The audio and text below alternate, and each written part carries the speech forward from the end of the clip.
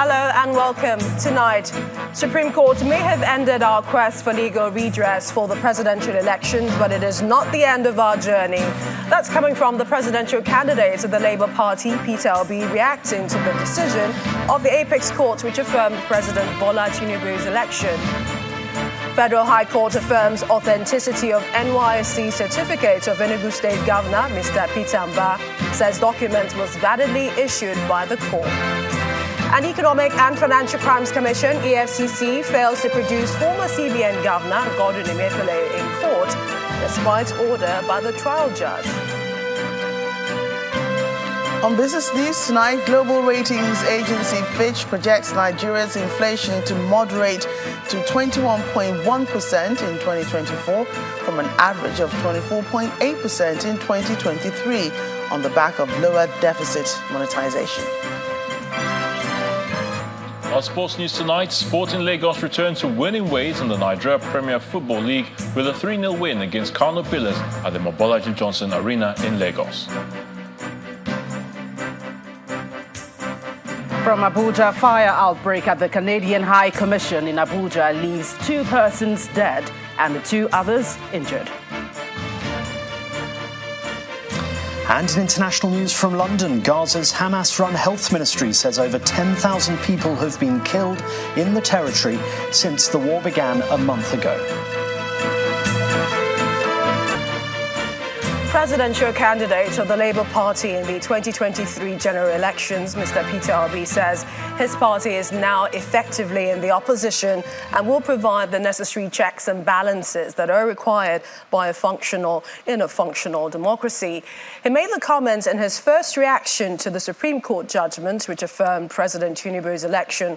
Also says the Apex Court may have brought the legal battle to an end, but it's not the end for the quest for a new Nigeria. Mr. Obi also says the Supreme Court judgment dashed the hopes of many Nigerians. 5 possibly. Members of the Labour Party Presidential Campaign Council are breaking their silence on the verdicts of the Supreme Court on the presidential election petition. As Democrats who believe in the rule of law, the presidential candidate of the party, Mr. Peter Obi, who is leading the media briefing, disagrees with the verdict of the Apex Court, describing it as a show of unreasonable force against the Nigerian people. The Supreme Court exhibited a disturbing aversion to public opinion,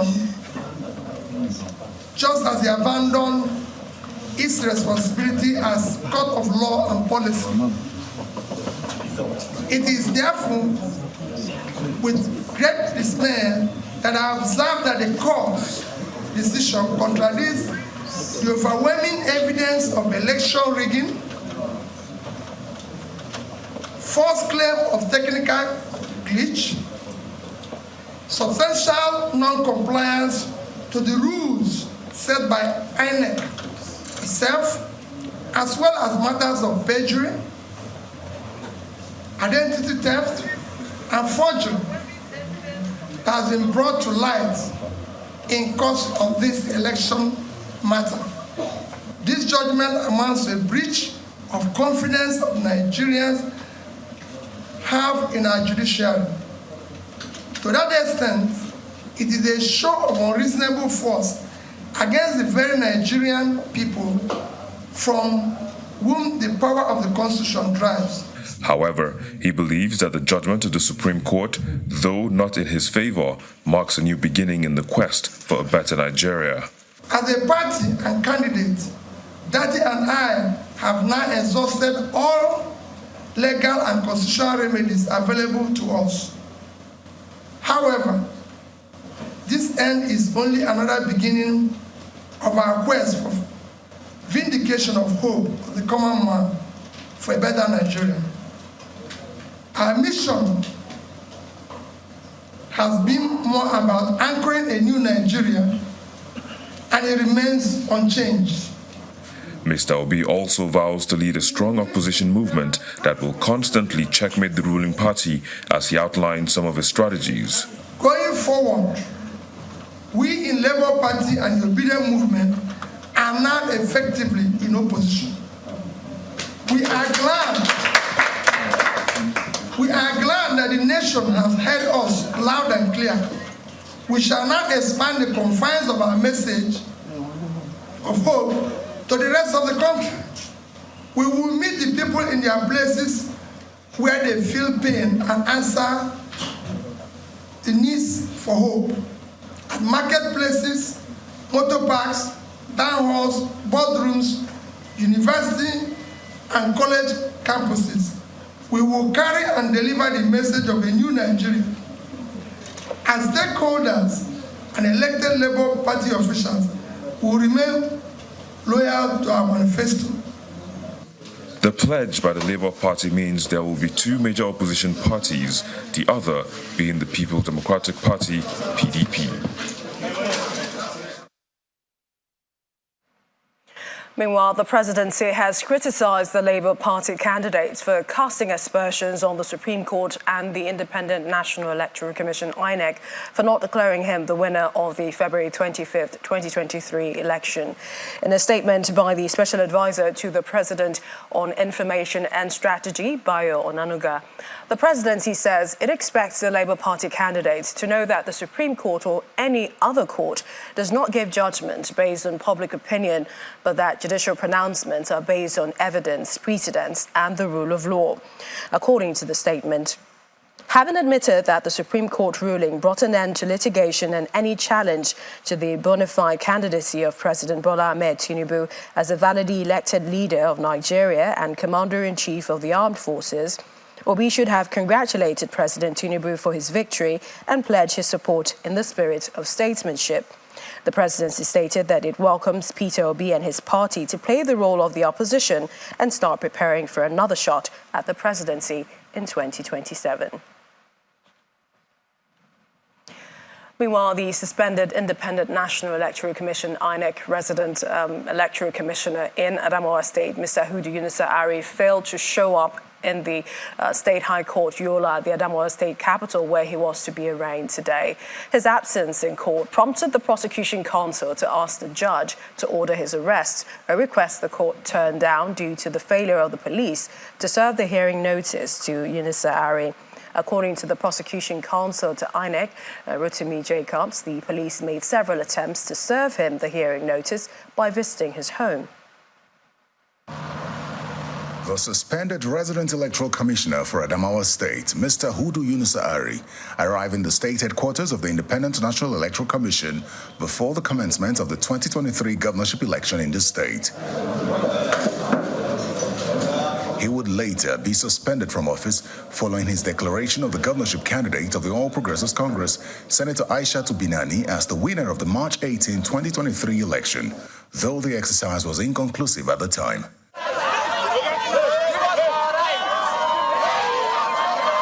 His decision led to several protests across the state.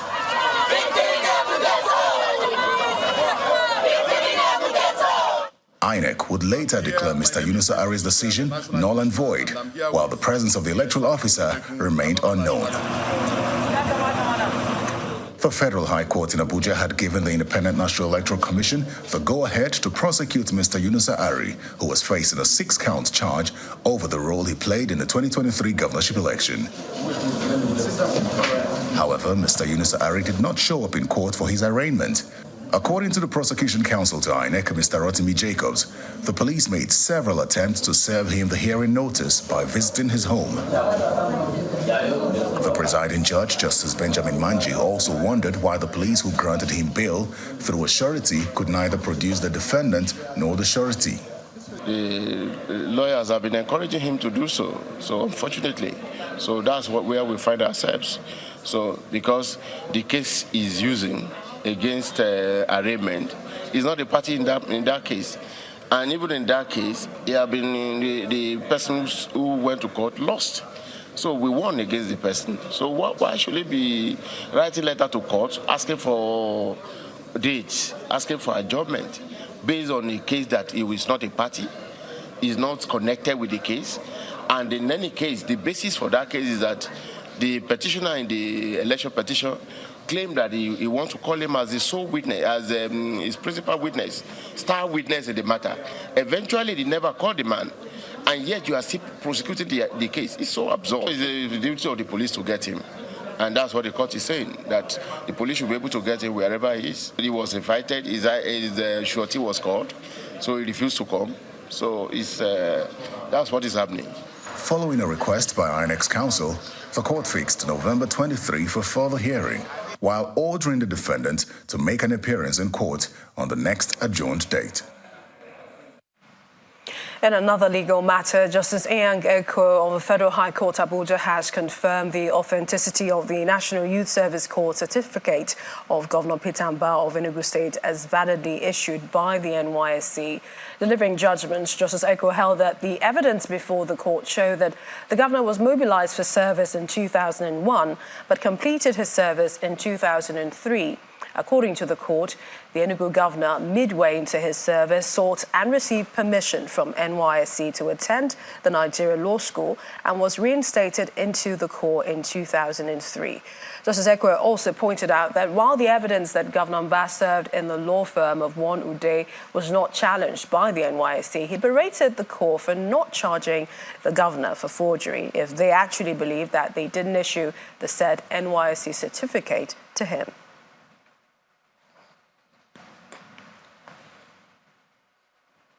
Still in the courts, the Court of Appeal sitting in Abuja has reserved judgment in the appeal filed by Governor Abba Kabir Yusuf to challenge his removal by the Governorship Election Petitions Tribunal. At the proceedings today, counsel to the governor, Mr. Wole Olanipekun, asked that the judgment of the tribunal be set aside. While disagreeing on the ruling on ballot papers, the senior lawyer said that this was the first time in history that a tribunal will annul an election over non-signing of the back of ballot papers. He stated that the tribunal erred and further argued that it was also the first time that a political party would file a matter without joining its candidates as a party in the petition, and the candidates would be declared winner of the polls. Counsel for the APC, Mr. Akin Olujimi, however, countered him, saying the appeal court stated emphatically that the non-signing of ballots amounted to electoral malpractice. He argued that INEC regulations have set out what presiding officers are to do at the point of voting, adding that the back of ballot papers must be signed and dated. The appeal court panel subsequently reserved judgment, saying a date will be communicated to the parties. Meanwhile, the Economic and Financial Crimes Commission, EFCC, has failed to produce the former governor of the Central Bank of Nigeria, Mr. Godwin Emefiele, before the High Court of the Federal Capital Territory as earlier directed. Justice Olukayode Adeniyi had on November the 2nd ordered the anti-graft agency to either release Mr. Emefiele unconditionally or produce him in court to be granted bail. However, at the resumed proceeding in the matter, counsel to Mr. Emefiele, Mr. Matthew Booker, told the court that the EFCC flouted the order. He added that his clients were still in custody of the anti-graft agency for over 100 days.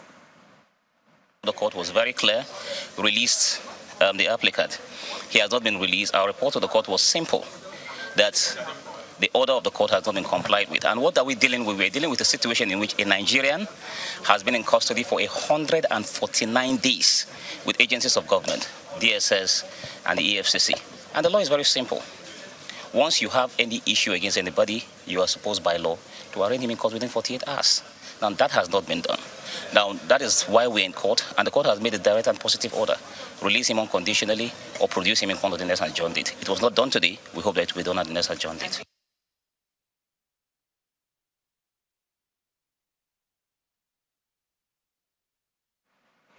In part two, after the break, federal government shuts down some sections of the third mainland bridge as repair works begin at Adekunle and Ebutemeta access ramps of the bridge.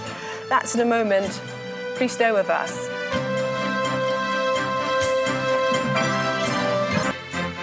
Let's head to the National Assembly, where the Senate convened an emergency plenary session to approve its votes and proceedings of last week, Thursday, when it passed the 2.17 trillion naira supplementary budget and confirmed 10 nominees as resident electoral commissioners.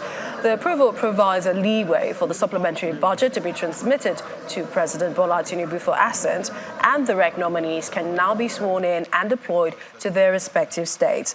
Meanwhile, the Senate has resolved to facilitate the inclusion of the dredging of River Benue and other river projects in the 2024 appropriation bill to address the perennial flooding and its multi-dimensional consequences.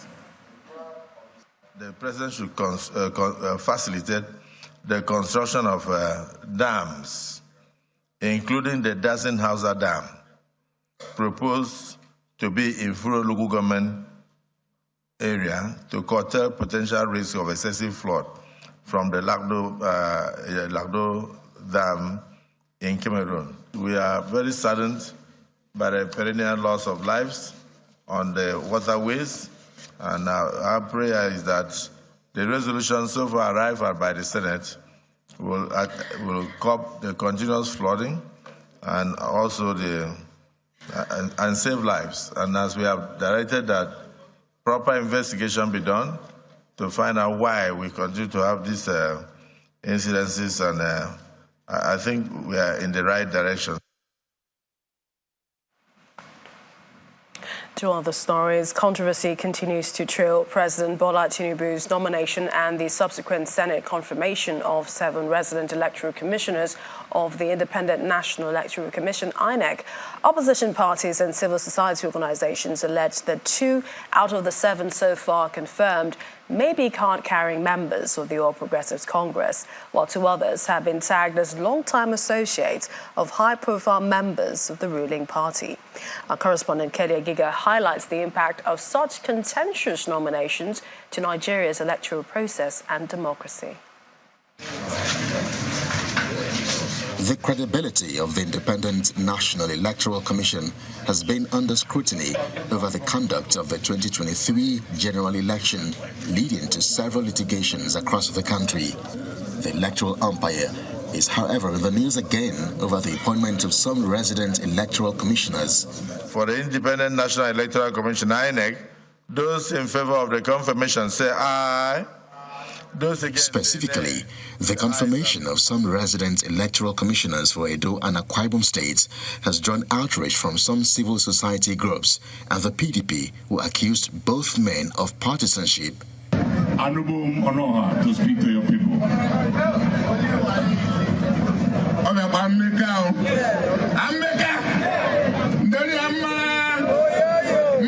The groups also described the regs for Lagos and Rivers states as loyalists or surrogates of senior members of the ruling party. How can you explain to a Nigerian that this person was confirmed by a democratic institution to serve as an umpire? How do you expect them to superintend over elections and expect people to turn up to vote? The PDP, therefore, in clear and unequivocal terms, reject the imposition of Etekamba Umoren as INEC.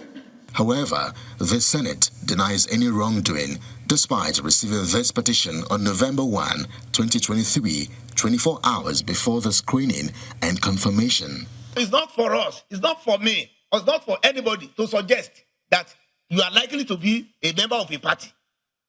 It's not for me, it's not for anybody to do. But whoever has the fact is supposed to bring the fact before the Senate. But come to think of it, President Tinubu and his supporters may want Nigerians to cut him some slack, as our history books reveal a trajectory of nominating card-carrying members into such institutions. For instance, in 2019 and 2021, former President Muhammadu Buhari nominated Olaliko Rahim and Loretta Onoche, who at the time were card-carrying members of the APC. Both nominations were subsequently rejected. And early this year, chaos and violence marred the conduct of the governorship elections in Adamawa State, following the legal announcement of a winner during elections by the former Adamawa Reg, Mr. Huduari. As As we consider the state of Nigeria's electoral process and democracy, it's important to remind President Bola Tinubu and the leadership of the 10th Senate about the third schedule, item F, paragraph 14 of the 1999 Constitution, which expressly disapproves of the appointment of any partisan or card-carrying member of a political party into such positions. But despite the protests, petition, and pressure, will Mr. President withdraw these nominations who have already been confirmed by the Senate? Kelly Egiga, Channels Television News. Into infrastructure developments, the federal government has finally shut some sections of the third mainland bridge to commence the comprehensive rehabilitation work on the infrastructure. At about 9 a.m. today, the contractor, China Civil Engineering Construction Corporation, CCECC, closed two access ramps inward Adekunle and the other axis of the road. The Controller Works, Federal Ministry of Works, Lagos State, spoke to our correspondent, Darido, on the rehabilitation so far. The nature of work entails the removal of the entire asphalt overlay and then replacement of it, removal and replacement of the defective expansion joints, and fixing of the missing guardrails, painting of the parapet walls and the median walls, solar lights everywhere at the parapets and at the median. Okay, I'm quite aware that there was a major rehabilitation work on the third mainland bridge, and that included the repair of expansion joints or replacement of expansion joints. And it's just, say, 2 years after that, we are doing the same. How are we sure that when this is done, we're not going to repeat this same process in the next 2-3 years? When a few years ago, we carried out a comprehensive investigation on the repairs that are needed on Third Mainland Bridge. The fund at hand then could not cope with everything. We're not changing the ones that have been changing before. So it's the ones that we didn't change before that were not included in the scope of works of the last repairs. Those are the ones we're changing now. Well, we head to Abuja for more stories. Gloria Mezoke is standing by. Hi, Gloria. Lovely to see you. I could say the same. Thank you, Millicent. Here in Abuja, a fire incident at the High Commission of Canada to Nigeria in the Central Business District has resulted in the tragic loss of 2 lives, while 2 others sustained severe burns and have been hospitalized. The fire is said to have started with an explosion which occurred when a 5-man team were servicing the generators used by the embassy. In a prompt response, President Bola Tinubu expressed his condolences to the Canadian government, the diplomatic community, and all those impacted by the Monday morning incident. The president conveyed the Nigerian government's unwavering support to the Canadian authorities, particularly in assisting the diplomatic and local staff of the High Commission who were significantly affected by the unfortunate incident. In a statement issued by the President's Special Advisor on Media and Publicity, Mr. Ajuri Ngilale, President Tinubu extended his prayers for the souls of the departed to rest in peace and wished a swift and complete recovery to all those injured. Governor Yahaya Bello of Kogi State is asking residents of the state to eschew all forms of violence before, during and after the November 11, 2023 governorship election. Governor Bello stated this during an engagement with the Igbo community in Kogi State. Governor Bello was represented by the State Commissioner for Local Government and Chieftaincy Affairs, Mr. Didat Ozige, at the event. Members of the Igbo community in Kogi State are at the banquet hall of the Government House, Lokoja, to meet with a delegation of the Kogi State government. The entourage includes the APC governorship candidate. The State Commissioner for Local Government and Chieftaincy Affairs is representing Governor Yahaya Bello, and he sets the pace of the discussion, making a case for a peaceful coexistence in the state. All the benefit that the Igbos has enjoyed today, if you observe it, this close interaction that we are having now, it's not as close as it was not as close as this. and we are getting closer to each other, to one another. And this relationship that we're having today, that is more robust than what we have in 2015 or 2016 or 2019, then it will definitely attract more benefit. The Igbo community appreciates the opportunity to visit and promises to work for the good of the state. The Igbos are very happy with what the governor has been doing to the Igbos for the peace, unity, and the love they have been showing to the Igbo community. And across the state, anywhere you hear that there is a problem in the Igbo community, you have always made it your personal responsibility to see that peace is brought to that committee. So we have enjoyed your equity, and we are very, very much grateful to you. Delighted by the commitment of members of the Igbo community, the governorship candidate of the APC extols the peaceful nature of Igbos and pledges to continue the good works of Governor Yahaya Bello in all sectors. We are now using new word order template. We have since moved from the old word order template. We're going to make that difference to show that, yes, Igbo community, Igbo people are well recognized as far as this government is concerned. So please, help us talk to our brothers and sisters back home, not to be allowed themselves to be used as an agent of destruction. As a demonstration of love and appreciation, the community presents a gift to the state governor. Well, still to come on the news at 10, more on Kogi elections, plus global ratings agency Fitch projects Nigeria's inflation to moderate to 21.1% in 2024 from an average of 24.8% in 2023 on the back of lower deficit monetization. We'll join us again. Welcome back. You're still watching the news at 10, coming to you live on Channels Television. But staying in Kogi State, the governorship candidate of the Action Alliance, Mr. Olayinka Braimo, is engaging voters of Ward A in Lokoja, the state capital, on the need to work with him to end the cycle of poverty and underdevelopment that pervades the land. Mr. Braimo had the interactive campaign with electorates in the Hausa quarters of Adam Kolo community, Lokoja. He asked them to make the right decision on November 11, 2023 by voting for the Action Alliance, promising to partner with them to begin the strategy of wealth creation. Horse riders take over some parts of Lokoja, the Kogi state capital, canvassing for the governorship candidate of Action Alliance, Mr. Olayinka Braimo.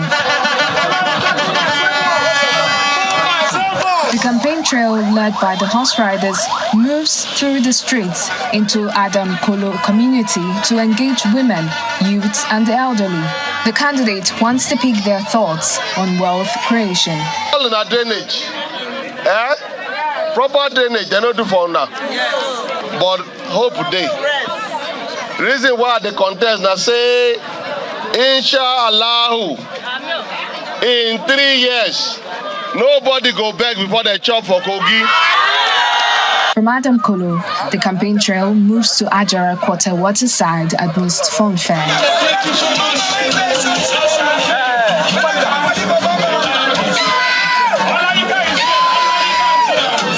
Lament the neglect of the area and promise to work with anyone that identifies with their situation. Olayinka will take us to the promised land by the power of Almighty Allah. And the Ward A, I'm the Ward A chairman.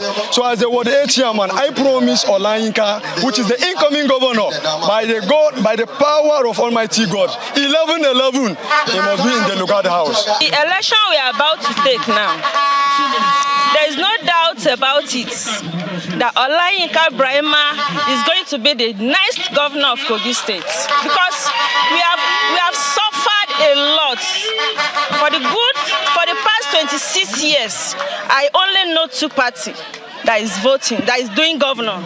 So we need change. The wife of the candidate also joins the campaign team as she challenges women to go all out to secure the future of their loved ones with the party's start agenda. This time around, there is a change. Yes. There is a breath of fresh air, and it is Olayinka Braimo. It is Action Alliance. We must not sit down and fold our arms. Women, are we going to sit down and fold our arms? It is time for us to use our voice. Yes. Are we going to use our voice? Yes. Come Saturday, we are coming out en masse, and we are voting for Action Alliance. Action Alliance. The campaign team also received the campaigns from other parties who are promising to join forces with the campaign council of the Action Alliance to woo voters ahead of Saturday's election.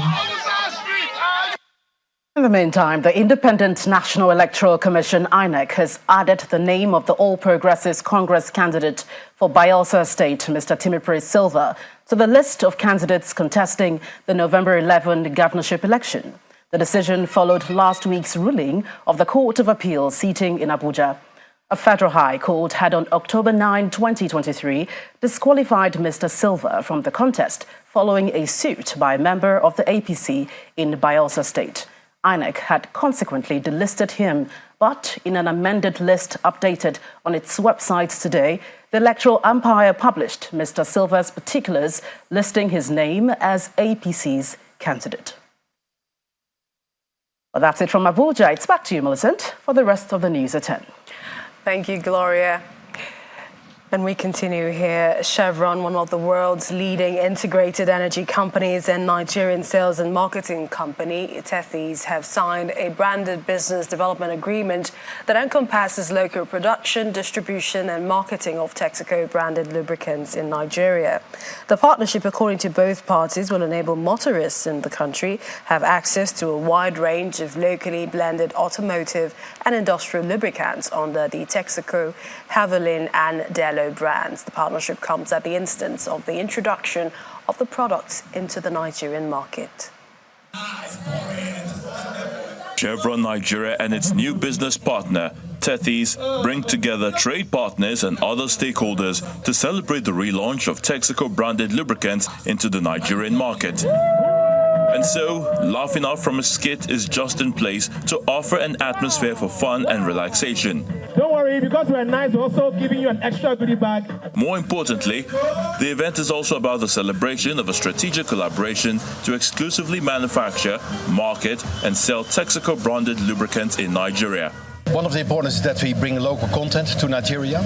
That means that the Nigerians have an influence on their own workforce. We have fast delivery of products. We have local control of the product supply. The other products are imported. Imported takes a longer lead time. So having local content, local production, and a local grip on the production, that means a lot for the availability and accessibility to our products in the Nigerian market.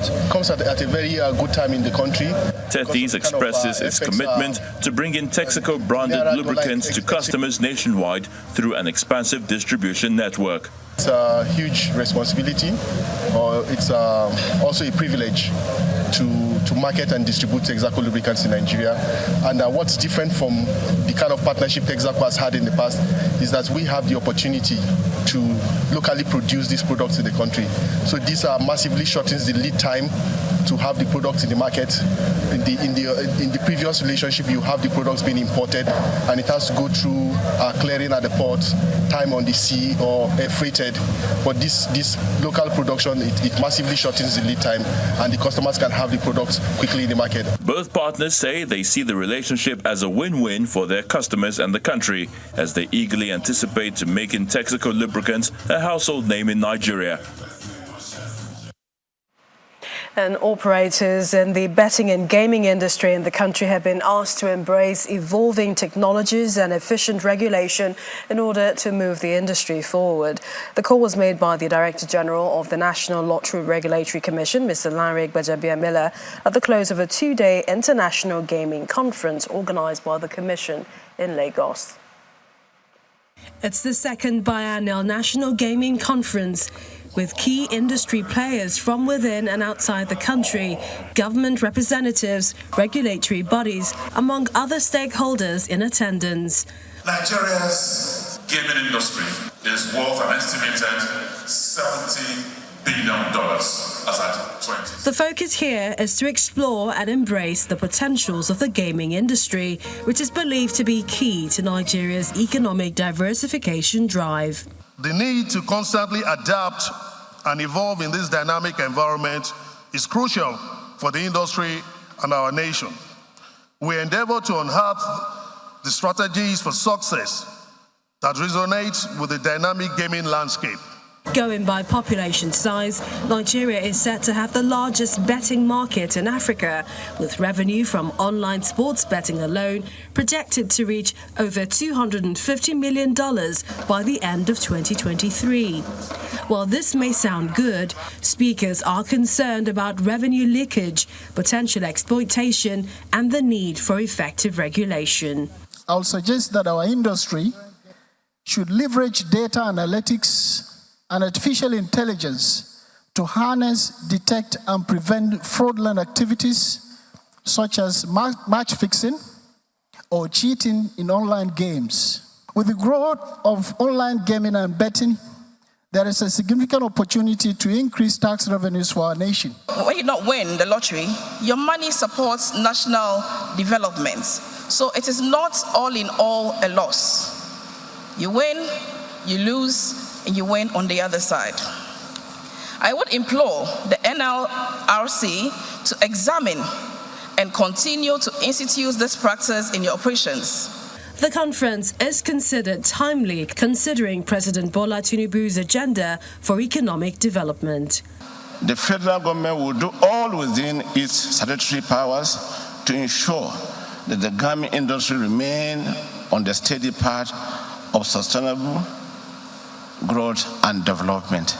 The presentations will form the basis for further deliberations during the two-day conference that also features the exhibition of various gaming and betting companies.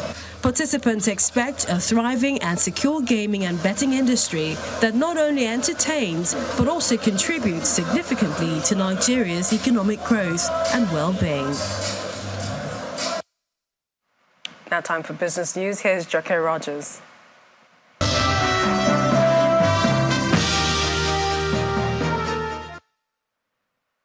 Thank you, Millicent. Welcome to Business News. Global ratings agency Fitch sees a moderation in Nigeria's inflation figures to around 21.1% in 2024 from an average 24.8% in 2023. According to its latest projection on Nigeria's economy, the disinflation will be helped by lower deficit monetization, as well as monetary and fiscal reforms to be implemented by the CBN and the federal government. At the same time, Fitch estimates that Nigeria's GDP will slow to 2.6% in 2023 from 3.3% in 2022. No despair, says Fitch, as it also predicts an expansion to 3.2% in 2024, driven by the services sector and higher oil production. The federal government has opened its subscription offer for a 2-year monthly savings bond to retail investors with a promise of higher return than last month's auction.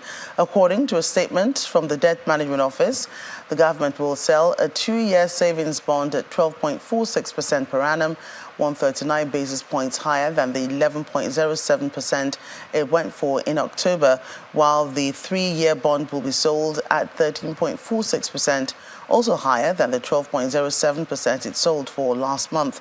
The savings bonds offers opens today, Monday, November the 6th, and closes by Friday this week, while settlement will be made on November the 15th.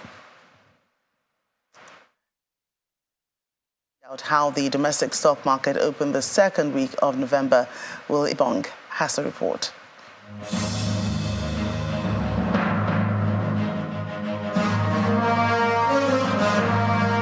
Joke, and welcome to the Stock Market Report. It's raining green on the NGX today. Investors extended the positive sentiments from last week's high. The benchmark index rose today higher by 0.4%, taking the all-share index 70 to this slightly above the 70,000 level, and hopefully that is sustained tomorrow. And we have Seplat to thank for this now with an equity cap of 1.17 trillion naira. Seplat was able to move the market just by rising nearly 4%. It gained 75 naira naira in today's trading session to close at 1,980 naira. And we see that filtering into the performance of the oil and gas index. Let's take a look very quickly. 2.31%.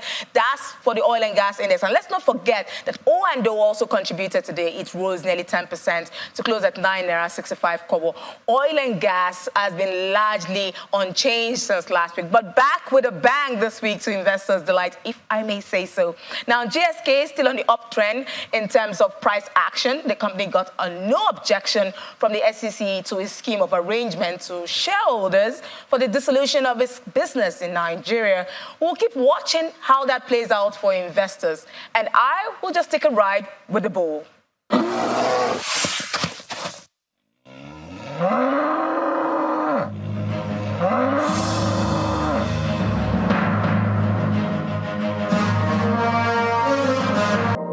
That's Business News tonight. Millicent, back to you. Thanks, Jakar. The United Nations Secretary General Antonio Guterres warns that Gaza is fast turning into a graveyard for children as Israeli military intensifies airstrikes. He says the case for a humanitarian ceasefire has become more urgent with every passing hour. Here's Simon Pusey with other international stories and around the world in 5. Good evening and welcome to the channel's studios here in London with your international news around the world in 5. Gaza's Hamas-run health ministry says over 10,000 people have now been killed in the territory since the war began a month ago.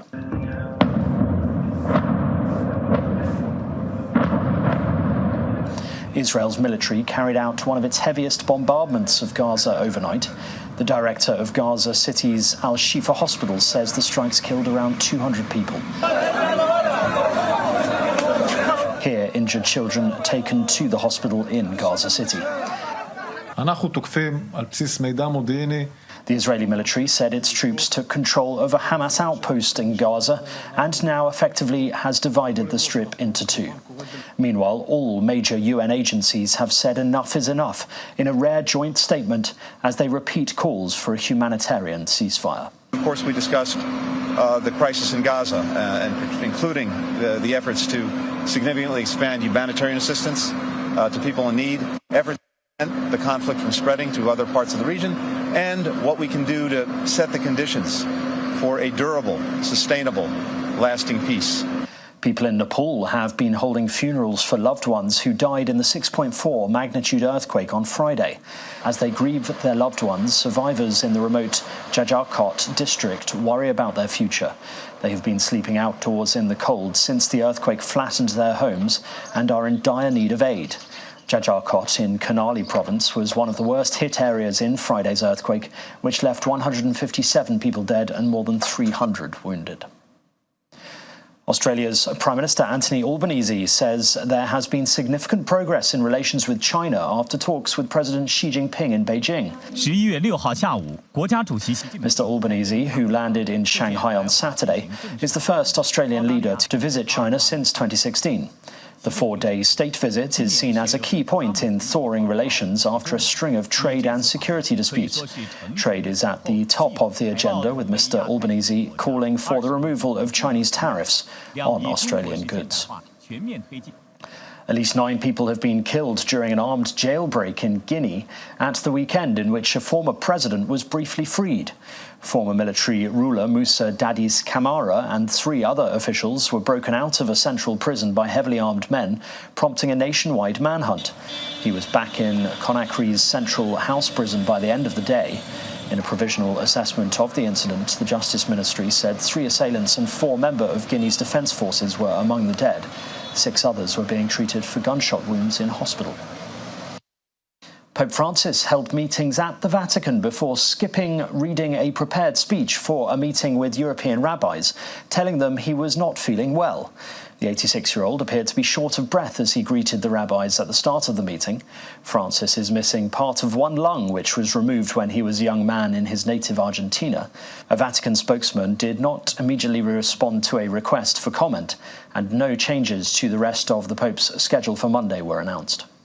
Mexicans have worn costumes and face paints disguising themselves as the iconic Mexican skeleton figure known as La Catrina, or Elegant Skeleton, at a parade celebrating the Day of the Dead.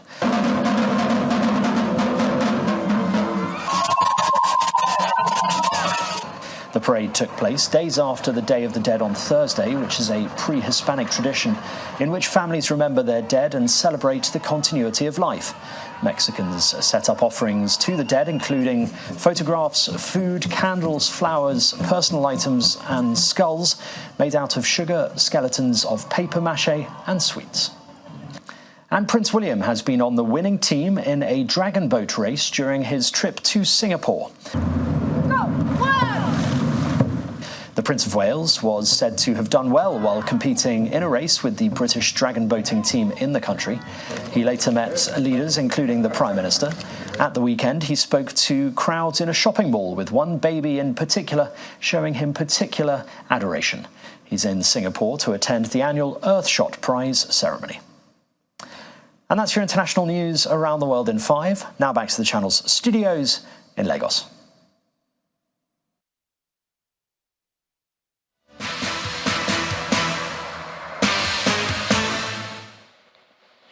Hello and welcome to Sports News. 2 games were decided this evening in the Nigeria Premier Football League to conclude match day 7 fixtures at the Mobology Johnson Arena, Onikon in Lagos. Sporting Lagos bounced back from their midweek defeat to Kwara United to thrash former champions Kano Pillars by 3-0. Celtic captain Callum McGregor says they need a mentality change ahead of Tuesday night's UEFA Champions League clash against Atletico Madrid. Both sides played a 2-2 draw at Celtic on October the 25th, leaving Celtic bottom of Group E with a point from 3 games.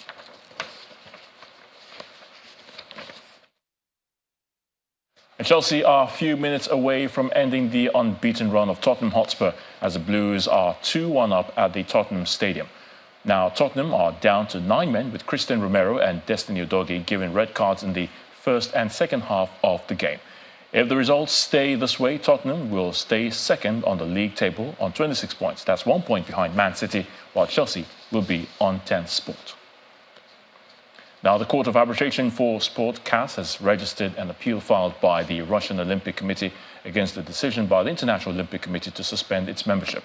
The challenge arose over the IOC's suspension of the ROC following the ROC's decision to include its members some regional sports organizations which are under the authority of the National Olympic Committee of Ukraine. And that's Sports News. I'm Ayotunde Balogun. It's back to you, Millicent.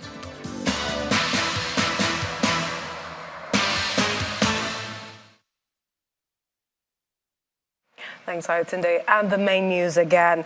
The presidential candidate of the Labour Party in the 2023 general elections, Mr. Peter Obi, today said that in spite of the Supreme Court judgment which affirmed the election of President Bola Tinubu, it is not the end of his journey. The LP flag bearer, who was reacting to the Apex Court judgment for the first time, however, said his party is now effectively in opposition and will offer checks and balances needed in a functional democracy. Meanwhile, the federal government has advised Mr. Obi to look for a new vocation rather than casting aspersions on the judiciary. And that's your news at 10 tonight. Many thanks for watching. I'm Millicent Walker. Have a good night and stay safe.